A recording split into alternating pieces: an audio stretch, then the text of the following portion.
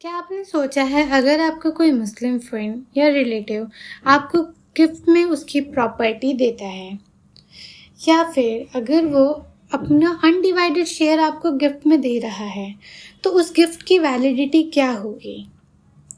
क्या वो valid gift है या आपको वो गिफ्ट नहीं मिलेगा और वो गिफ्ट वापस चला जाएगा उसके ओनर के पास? या किस सिचुएशन में आपको गिफ्ट के लिए कंसिडरेशन पे करना पड़ सकता है? और अगर आपको वो गिफ्ट मिल भी चुका है तो किस सिचुएशन में वो ऑनर आपसे वो गिफ्ट वापस ले सकता है और किन सिचुएशंस में वो गिफ्ट इर्रिवोकेबल होगा? तो उन चीज़ों को इस वीडियो में हम कवर करने वाले हैं। गिफ्ट का कॉन्सेप्ट हम पिछली वीडियो में देख चुके हैं जिसमें हमने हिबा को कवर किया था। अगर आपने वो वीडियो नहीं देखी है तो उसका लिंक आपको डिस्क्रिप्शन बॉक्स में मिल जाएगा, आप पहले उसे देखें। तो मूशा क्या है? मूशा भी एक तरीके का गिफ्ट ही है, लेकिन एक नॉर्मल गिफ्ट में जो हिबा था वहाँ पर प्रॉपर्टी गिफ्ट करने के लिए डोनर का उस प्रॉपर्टी का ओनर होना ज़रूरी था। लेकिन मूशा में एक अनडिवाइडेड शेयर को भी किसी और को गिफ्ट दिया जा सकता है। मूशा refers to an undivided share in the property which can be the subject matter of the valid gift, और वो गिफ्ट वैलिड भी होगा। तो एक सिचुएशन ले लेते हैं हम एक एग्जाम्पल के तौर पे कि ए के 3 सन थे और ए के पास एक प्रॉपर्टी थी, लेकिन ए की डेथ हो जाती है और वहाँ पर कोई पार्टीशन कुछ नहीं हुआ था। तो यहाँ पर अब वो प्रॉपर्टी में हर बेटे का 1/3 हिस्सा है, मतलब हर 1/3 शेयर तीनों को ही मिलेगा, लेकिन कौन सा 1/3 शेयर किसे मिलेगा ये क्लियर नहीं है। और ये क्लियर तभी होगा जब इस प्रॉपर्टी का पार्टीशन होगा। तो यहाँ पार्टीशन के बाद ही ये क्लियर होगा। लेकिन क्या बिना पार्टीशन के ये प्रॉपर्टी को गिफ्ट किया जा सकता है? तो वो हम इस वीडियो में कवर करेंगे। यहाँ S1 अपनी प्रॉपर्टी किसी को भी गिफ्ट में दे सकता है, और अगर वो पार्टीशन के बाद दे रहा है तो वहाँ पर S1 ओनर होगा, और ओनर होगा इसका मतलब ये हिबा है ना कि मूशा। लेकिन अगर बिना पार्टीशन के ही वो इस शेयर को गिफ्ट में किसी थर्ड पर्सन को दे रहा है तो ये मूशा होगा।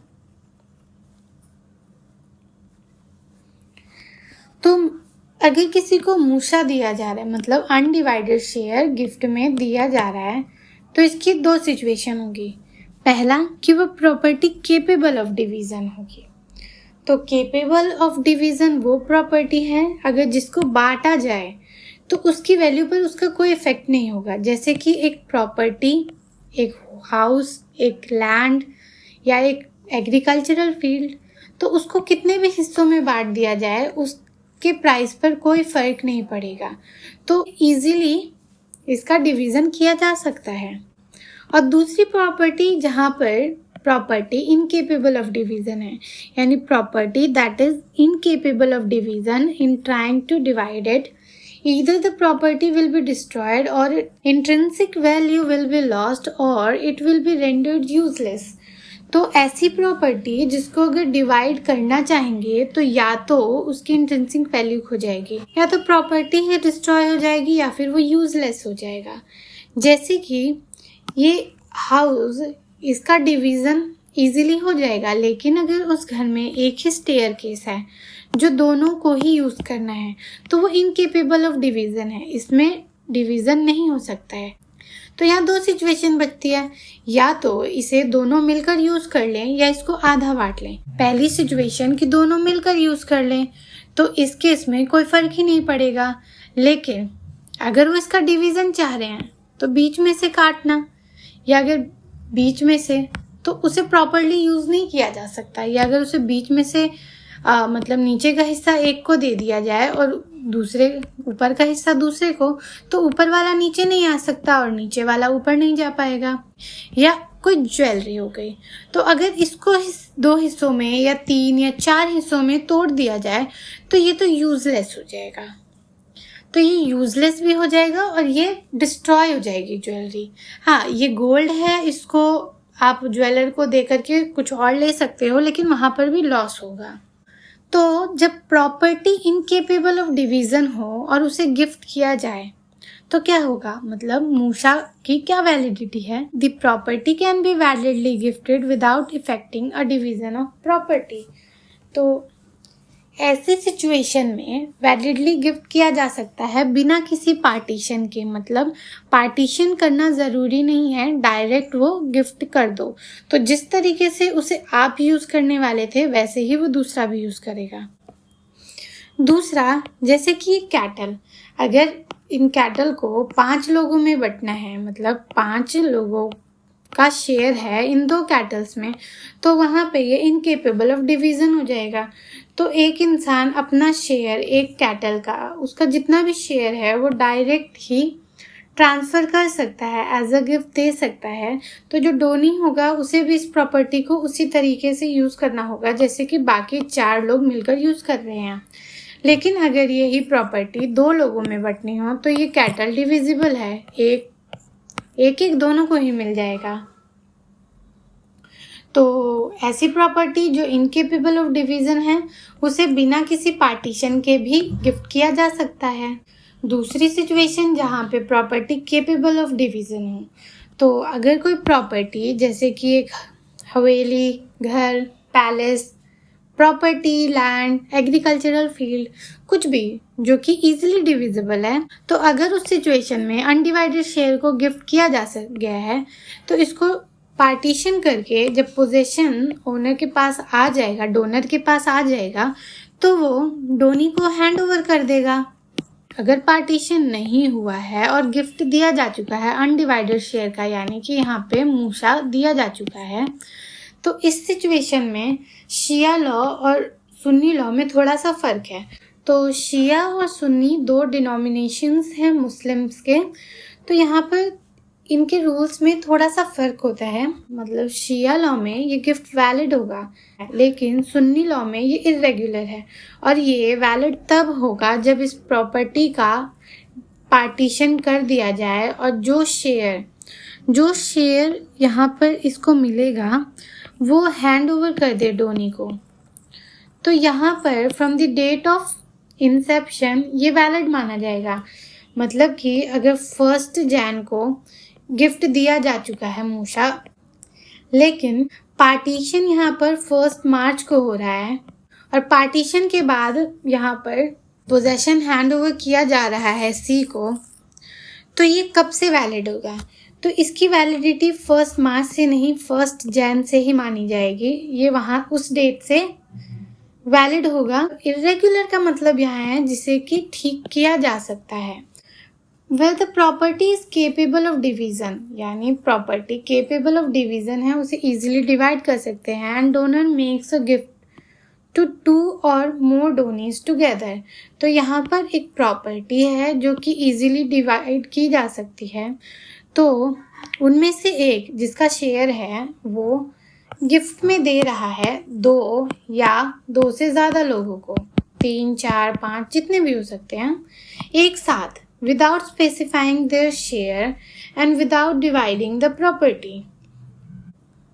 तो यहाँ पे प्रॉपर्टी केपेबल ऑफ डिवीज़न है और ये इंसान अपनी ही प्रॉपर्टी को 2 से ज़्यादा लोगों को गिफ्ट में दे रहा है और बिना ये बताए कि किसका कितना शेयर है। तो इस सिचुएशन में क्या होगा?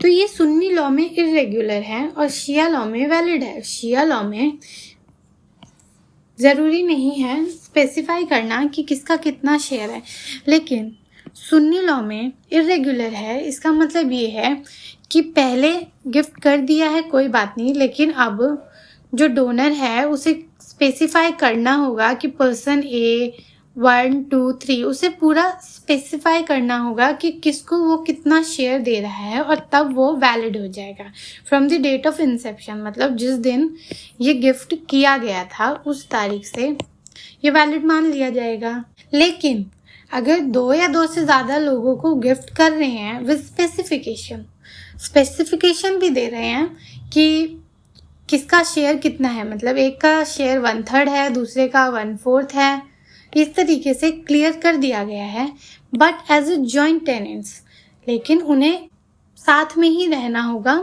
इस तरीके से, क्योंकि इन्हें साथ में ही मिली है प्रॉपर्टी, इसका डिवीज़न नहीं कर सकते, लेकिन इसमें क्लियर है कि किसको कितना शेयर मिला है और कैसे मिला है। If one of the donee dies, मतलब तो इस सिचुएशन में अगर इनमें से एक A, B, C, अगर C की डेथ हो जाती है तो इसकी जो प्रॉपर्टी है, इस प्रॉपर्टी का क्या होगा, इस पर भी शिया लॉ और सुन्नी लॉ अलग हैं। सुन्नी लॉ में क्या होगा, इसके मरने के बाद इसकी प्रॉपर्टी इसके लीगल रिप्रेजेंटेटिव्स को जाएगी, यानी कि पर्सन C के जो भी लीगल एयर्स हैं या लीगल रिप्रेजेंटेटिव है उनको वो शेयर चला जाएगा। लेकिन शिया लॉ इससे अलग है। शिया लॉ में क्या होगा, अगर as a joint tenant property दी गई है तो उसका शेयर वहाँ पर उसके लीगल एयर्स को नहीं जाएगा, बल्कि वो हिस्सा इन दोनों को चला जाएगा।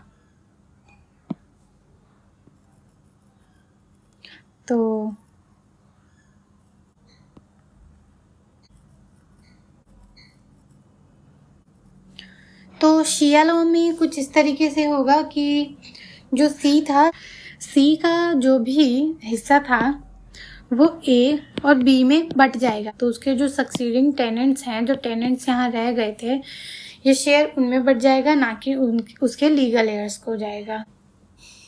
Validity of a contingent gift, तो यहाँ पर वैलिडिटी क्या है एक कंटिंजेंट गिफ्ट की मुस्लिम लॉ में, तो यहाँ पर ये मूसा से हटकर टॉपिक है। तो कंटिंजेंट गिफ्ट मूसा से हटकर है, मतलब ये मूसा का पार्ट नहीं है। तो कंटिंजेंट गिफ्ट होता क्या है, if the gift is to take effect on the happening of a contingency which may or may not happen, तो ऐसा गिफ्ट जो कि एक इवेंट पे डिपेंड करता है और वो इवेंट हो भी सकता है और नहीं भी, मतलब कि ज़रूरी नहीं है कि वो हो, लेकिन उसके होने के भी चांसेस हैं और ना होने के भी, तो ऐसे सभी गिफ्ट्स इनवैलिड होंगे। तो अगर यहाँ पर ए गिफ्ट में दे रहा है एक प्रॉपर्टी बी को इस कंडीशन पे कि ये प्रॉपर्टी बी को तब मिलेगी जब ए की वाइफ बी से पहले मर जाए,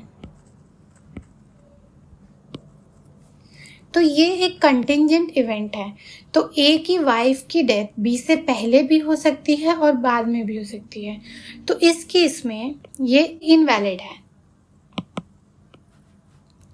दूसरी सिचुएशन हम ले सकते हैं, तो यहाँ पर कंडीशन जैसे कि कंडीशन यहाँ दी गई है, ए बी को गिफ्ट करेगा अगर एक्स 70 ईयर्स तक सर्वाइव कर जाता है, मतलब यहाँ पर्सन किसी और इंसान के जीने या मरने के ऊपर ये डिपेंड करता है कि बी को गिफ्ट मिलेगा या नहीं, तो ये भी इनवैलिड है। तो हर वो सिचुएशन जहाँ पर इस तरीके की कंटिंजेंसी की बात हो रही है, कंटिजेंट इवेंट की बात हो रही है, तो वो इनवैलिड होगा। एक और एग्जांपल ले सकते हैं कि ए बी को प्रॉपर्टी तब देगा, मतलब वो गिफ्ट कर रहा है इस सिचुएशन में अगर Z जो है वो W से शादी करेगा।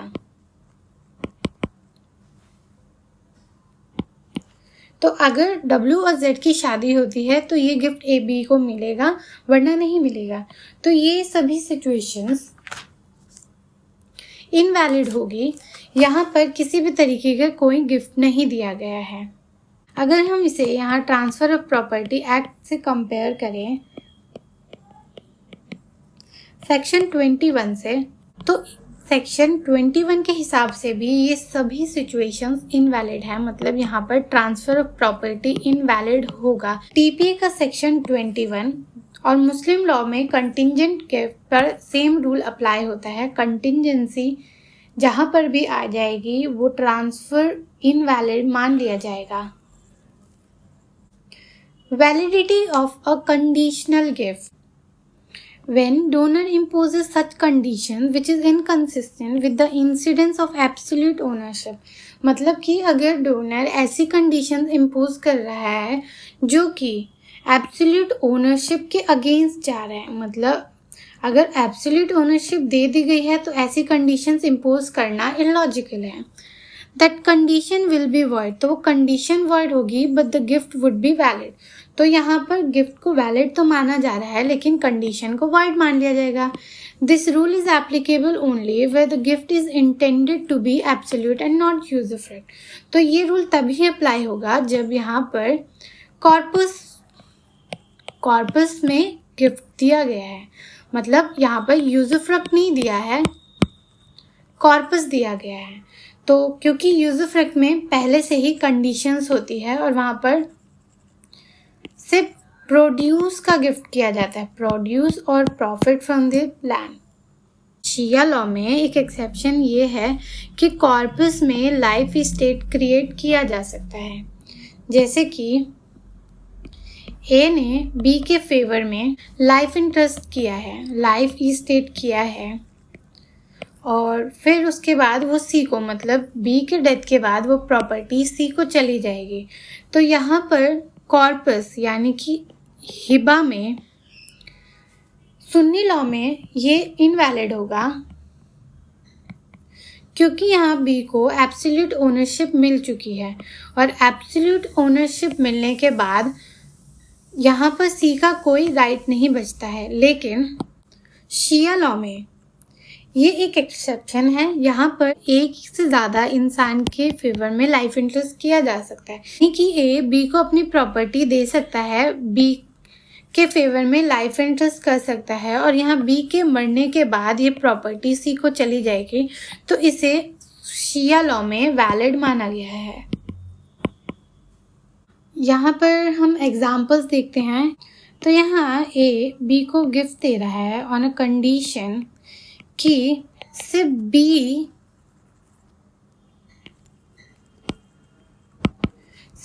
उस घर में रह सकता है।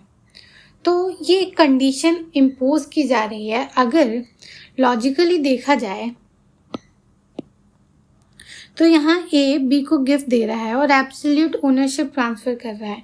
तो ओनरशिप बी को मिलने के बाद अगर ये गिफ्ट तो वैलिड है, बी उस कंडीशन को माने या ना माने कोई फ़र्क नहीं पड़ता है क्योंकि यहाँ पर वो वॉइड है, कंडीशन को वॉइड बोला गया है और गिफ्ट वैलिड है।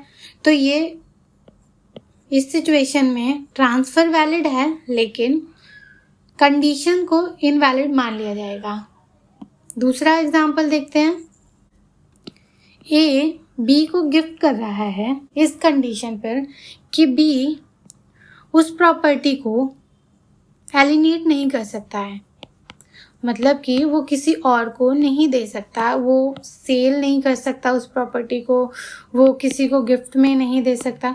तो इस सिचुएशन में भी यही होगा कि ए ने जो बी को गिफ्ट दिया वो वैलिड है, लेकिन अब जब बी को यहाँ पर ओनरशिप मिल चुकी है तो ये कंडीशन इनवैलिड है, कंडीशन को यहाँ पर वॉइड माना जाएगा। यहाँ पर अगर हम मुस्लिम लॉ और ट्रांसफ़र ऑफ प्रॉपर्टी एक्ट को कंपेयर करें तो ट्रांसफ़र ऑफ प्रॉपर्टी एक्ट का सेक्शन 10 दोनों में ही कंडीशंस अप्लाई नहीं की जा सकती। मतलब मुस्लिम लॉ में किसी भी तरीके की कंडीशन अप्लाई नहीं की जा सकती है गिफ्ट देने के बाद, तो ये वॉइड होगी, सभी कंडीशन वॉइड होगी लेकिन ट्रांजैक्शन वैलिड होगी, ट्रांसफ़र ऑफ प्रॉपर्टी वैलिड माना जाएगा। लेकिन टीपीए के सेक्शन 10 के हिसाब से अगर पार्शियल रिस्ट्रेंट है, अगर पार्शियल कंडीशन है, मतलब एक छोटी मोटी सी कंडीशन लगा दी, जैसे कि ए जो है वो बी को गिफ्ट दे रहा है एक कंडीशन पर कि बी मुस्लिम कम्युनिटी से बाहर वो किसी को नहीं बेच सकता है, या फिर कंडीशन हम ये मान सकते हैं कि वो पहले अपने रिलेटिव्स को देगा, वो पहले अपने रिलेटिव्स को बेचने की कोशिश करेगा, और अगर उसके रिलेटिव्स नहीं ले रहे हैं तो उस सिचुएशन में बी बाहर वाले को बेच सकता है। तो ये एक तरीके से पार्शियल रिस्ट्रेंट लगाया गया है। लेकिन अगर एब्सोल्यूट रिस्ट्रेंट है, जैसे कि यहाँ पर मुस्लिम लॉ में था कि किसी को भी नहीं बेच सकता है,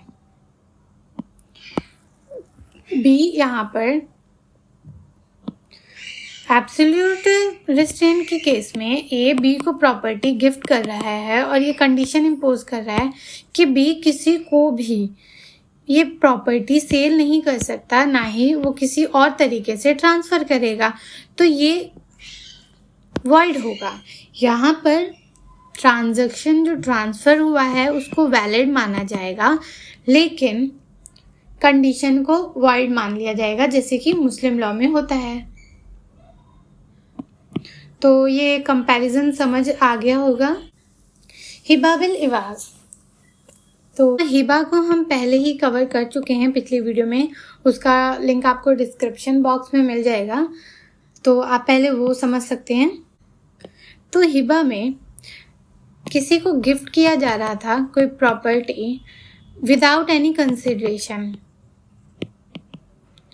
लेकिन अगर उस गिफ्ट में कंसिडरेशन आ जाए तो क्या होगा। वहाँ पर मैंने कहा था कि वो सेल बन जाएगा, मतलब अगर ट्रांसफ़र ऑफ प्रॉपर्टी हो रहा है विद कंसिडरेशन तो वो सेल होगी। तो यहाँ पर ये सिचुएशन है जहाँ हिबा किया जा रहा है, मतलब गिफ्ट में प्रॉपर्टी दी जा रही है लेकिन कंसिडरेशन पर, तो इसे हिबा बिल इवाज कहा गया है। तो हिबा बिल इवाज क्या है? Making a gift of Musa in a property capable of being divided. तो हिबा उस प्रॉपर्टी का किया जाता था जो कि डोनर जिसका ओनर है। हिबा बिल इवाज मूसा की प्रॉपर्टी में मतलब अनडिवाइडेड शेयर में किया जाता है। Making a gift of Musa undivided share property में जो है केपेबल ऑफ बीइंग डिवाइडेड, जिसे डिवाइड भी किया जा सकता है, उसे किसी पर्सन को देना with payment of consideration by donee, जहाँ पर ए बी को गिफ्ट कर रहा है लेकिन साथ में कंसिडरेशन भी ले रहा है, तो उसे हिबा बिल इवाज कहा गया है। हिबा बिल इवाज has to be effected with the help of a written attested and registered document. तो जहाँ पर भी उस प्रॉपर्टी के अनडिवाइडेड शेयर की वैल्यू 100 रुपीज़ से ज़्यादा है, वहाँ पर रिटन भी होना चाहिए, वो विटनेसेस ने अटेस्ट किया हो, और वो रजिस्टर्ड भी होना चाहिए। हिबा बिल इवाज को एक तरीके से सेल ही की तरह ट्रीट किया जाता है, लेकिन दोनों में फ़र्क क्या है कि सेल में ओनरशिप ट्रांसफ़र की जाती है उसी टाइम पे, लेकिन हिबा बिल इवाज में ट्रांसफ़र ऑफ पोजेशन ज़रूरी नहीं है। तो हिबा बिल इवाज और ट्रू हिबा बिल इवाज में फ़र्क क्या है? हिबा बिल इवाज जो कि आज की डेट में देखने को मिलता है, लेकिन जो एक्चुअल कॉन्सेप्ट है हिबा बिल इवाज का, उसमें क्या है, हम इन दोनों में फ़र्क समझेंगे। हिबा बिल इवाज जिसे हमने अभी देखा कि मूसा को गिफ्ट में दे देना विद कंसिडरेशन, तो वो हिबा बिल इवाज है।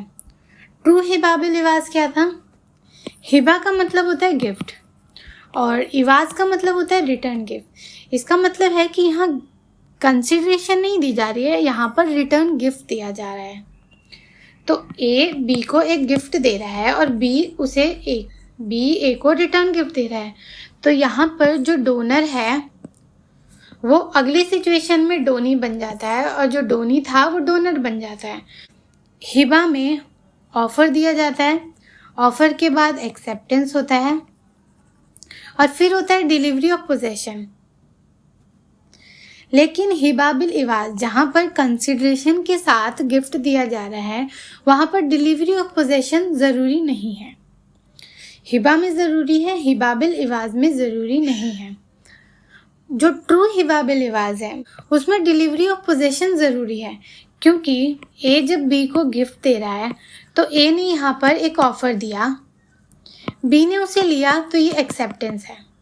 और बी ने इसे एक्सेप्ट किया और फिर यहाँ पर डिलीवरी ऑफ पोजेशन हो गया। लेकिन जब बी ने रिटर्न गिफ्ट दिया तो ये जो रिटर्न गिफ्ट दिया गया है इसको इस ऑफर में इंक्लूड नहीं किया गया था।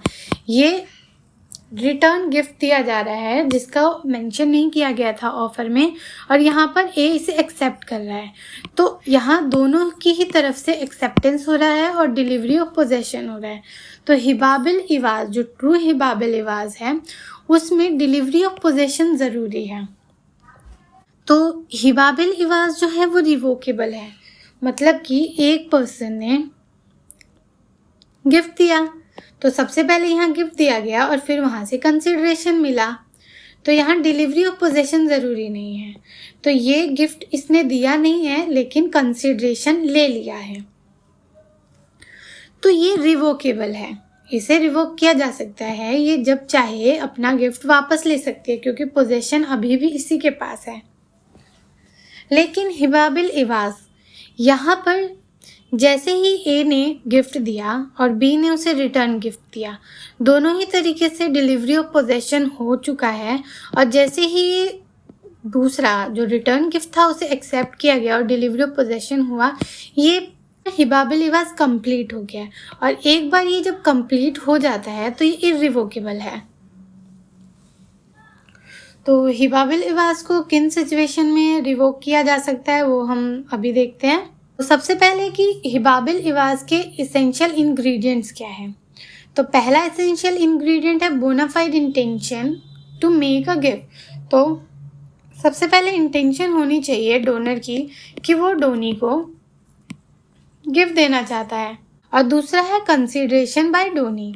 तो यहाँ पर डोनी जो है वो कंसिडरेशन पे कर रहा है। तो सिर्फ ये दो एसेंशियल इंग्रेडिएंट्स है, इसका मतलब डिलीवरी ऑफ पोजेशन हिबाबिल इवाज का एसेंशियल इंग्रेडिएंट नहीं है। बोनाफाइड इंटेंशन तो है, गिफ्ट देना चाह रहा है इंसान तो वो दे रहा है और ऑफर दे रहा है वो, और उधर से एक्सेप्टेंस हो रही है डोनी की तरफ से और फिर कंसिडरेशन आ रही है। एक्सेप्टेंस और कंसिडरेशन दोनों है। तो कंसिडरेशन में क्या हो सकता है? पहला मनी, बिल्कुल हो सकता है, पैसे दिए जा सकते हैं। दूसरा परफॉर्मेंस ऑफ एन ऑब्लिगेशन, जैसे कि डोनी जो है वो डोनर का ख्याल रखेगा, तो ये एक तरीके से ऑब्लिगेशन हो गई उस पर। तीसरा रिटर्न ऑफ ए फेवर, तो कंसिडरेशन में फेवर रिटर्न किया जा सकता है। चौथा कोई प्रॉमिस, जैसे कि ए बी को गिफ्ट दे रहा है लेकिन बी ने ये प्रॉमिस किया है कि वो ए की डॉटर से शादी करेगा, तो प्रॉमिस टू मैरी ये भी एक तरीके से कंसिडरेशन हो सकता है। तो पेमेंट ऑफ डावर, जैसे कि ए बी को गिफ्ट में दे रहा है, क्यों दे रहा है? फॉर पेमेंट ऑफ डावर, तो वो डावर की पेमेंट के लिए वो प्रॉपर्टी गिफ्ट कर रहा है अपनी वाइफ को। और कॉपी ऑफ ए कुरान, तो वैलिड कंसिडरेशन, अगर कोई एक कुरान की कॉपी दे रहा है तो उसे भी वैलिड कंसिडरेशन मान लिया जाएगा। प्रेयर कारपेट भी दिया जा सकता है या एनीथिंग एल्स, और कोई चीज़ भी दी जा सकती है जो मतलब इनमें कवर नहीं हुई है, ऐसी कोई चीज़ भी कंसिडरेशन में दी जा सकती है। तो ज़रूरी नहीं है जो कंसिडरेशन में पैसा दिया जा रहा है अमाउंट वो उस प्रॉपर्टी के एक्चुअल अमाउंट जितना हो, ये ज़रूरी नहीं है। ये इंसान अपनी प्रॉपर्टी से वापस मांग रहा है लेकिन ये मना कर रही है, तो क्या किया जा सकता है? तो यहाँ रिवोकेशन ऑफ गिफ्ट की बात कर रहे हैं हम, यहाँ हिबा की बात कर रहे हैं, हिबाबिल इवाज की बात नहीं कर रहे हैं। तो जैसे ही गिफ्ट कंप्लीट हो जाता है वो इरिवोकेबल हो जाता है, जैसे ही डिलीवरी ऑफ पोजेशन हुआ और वहाँ पर गिफ्ट कंप्लीट हो गया, हिबा कंप्लीट हो गया, तो वो इरिवोकेबल हो गया। With the possession of the property has been delivered the gift becomes complete, possession देते ही कंप्लीट हो गया, but because this is purely a voluntary transaction, it can be revoked even after its completion। लेकिन ये voluntary act था, voluntary transaction था, donor ने अपने मन के हिसाब से दे दिया, तो यहाँ पर रिवोकेशन हो सकता है। Revocation of gift can be with the consent of the Downey, तो रिवोकेशन किया जा सकता है डोनी के कंसेंट से। डोनी अगर वो रिटर्न करने के लिए तैयार है तो रिवोकेशन इजीली हो जाएगा। लेकिन अगर डोनी नानुकुर करे कि नहीं देना, तो उस केस में वो कोर्ट के पास जाकर एक डिक्री ले सकता है। Gift is absolutely irrevocable in the following cases. तो गिफ्ट इन 8 केसेस में इररिवोकेबल है। एक बार दे दी तो दे दी। यहाँ बिरजू की माँ के कंगन वापस नहीं आ रहे हैं क्योंकि वो इररिवोकेबल है। पहली सिचुएशन, ईदर डोनर और डोनी इज डेड। तो रिवोक करने के लिए सबसे पहले डोनर का जिंदा होना ज़रूरी है और डोनी का भी। जिसने दिया और जिसने लिया, अगर उनमें से कोई एक भी मर गया है तो वहाँ पर रिवोक नहीं किया जा सकता है। दूसरा, donor and donee are husband and wife. अगर डोनर और डोनी का रिलेशन हस्बैंड वाइफ का है, लेकिन यहाँ पर एक एक्सेप्शन ये है, गिफ्ट टू हस्बैंड और wife is revocable under Shia law. Shia law में अगर वाइफ ने हस्बैंड को दिया और हस्बैंड ने वाइफ को दिया है तो वो रिवोकेबल होगा, मतलब वापस लिया जा सकता है। लेकिन सुन्नी लॉ में इसे रिवोक नहीं किया जा सकता। तीसरा, donor and donee are within the prohibited degrees of relationship. तो प्रोहिबिटेड डिग्रीज ऑफ रिलेशनशिप वो था जिसमें 2 लोगों की शादी नहीं हो सकती है। अगर उस प्रोहिबिटेड डिग्री के रिलेशन में डोनर और डोनी आते हैं तो वो इररिवोकेबल होगा। तो प्रोहिबिटेड डिग्री में कौन आता है? Uncle, aunts, niece, nephews, granddaughter, grandchildren. Under Shia law, gift to any blood relation is irrevocable. तो यहाँ किसी को भी दिया, अगर वो ब्लड रिलेशन में है तो वो इररिवोकेबल होगा। आप वापस नहीं मांग सकते हैं उससे, चाहे वो प्रोहिबिटेड डिग्री हो या ना हो। शिया में नहीं मांग सकते। लेकिन दूसरा एक्सेप्शन यहाँ ये है, gift to father's sister's daughter. अपने फादर की सिस्टर की डॉटर, यानी जो फर्स्ट कज़न है, यानी कि जो बुआ है, बुआ की बेटी को दी गई है, तो वो रिवोकेबल होगा under Sunni law. Sunni law में उसे वापस ले लेंगे। तो फर्स्ट कज़न का मतलब ये होता है, अगर एक इंसान है ए, उसके 2 बच्चे हैं बी, सी, तो बी और सी ये आपस में सिबलिंग्स हैं। अब इनके जो बच्चे होंगे वो आपस में कज़न्स होंगे, तो ये फर्स्ट कज़न होंगे, मतलब फर्स्ट जनरेशन कज़न मान सकते हैं। लेकिन जब इनके भी बच्चे होंगे तो वो आपस में सेकंड कज़न होंगे। मामा, चाचा, मासी, बुआ, इनके बच्चे आपस में फर्स्ट कज़न्स हैं। फोर्थ, जहाँ पर ये इररिवोकेबल होगा, donor has received a return gift. 5वां, subject matter of the gift has been lost, destroyed or lost its identity. तो खो गई, नष्ट हो गए या उसकी सूरत ही बदल गई। मतलब दिया था एक लैंड और अब उस पर खड़ा हो गया एक बिल्डिंग, तो अब वो बिल्डिंग नहीं मांग सकता है। 6th, donee has transferred the property by way of sale और गिफ्ट। अगर ए ने बी को गिफ्ट दिया था और बी ने वो सेल कर दिया सी को, तो इस सिचुएशन में ए अपनी प्रॉपर्टी वापस नहीं मांग सकता। यहाँ ये इररिवोकेबल है। और सेकेंड लास्ट है, gift has substantially increase in value. A ने एक लैंड दिया था बी को जिसकी वैल्यू 1 लाख थी, लेकिन अब उसकी वैल्यू 1 करोड़ हो गई है। तो इस सिचुएशन में ए उसे वापस नहीं मांग सकता, ये इररिवोकेबल होगा।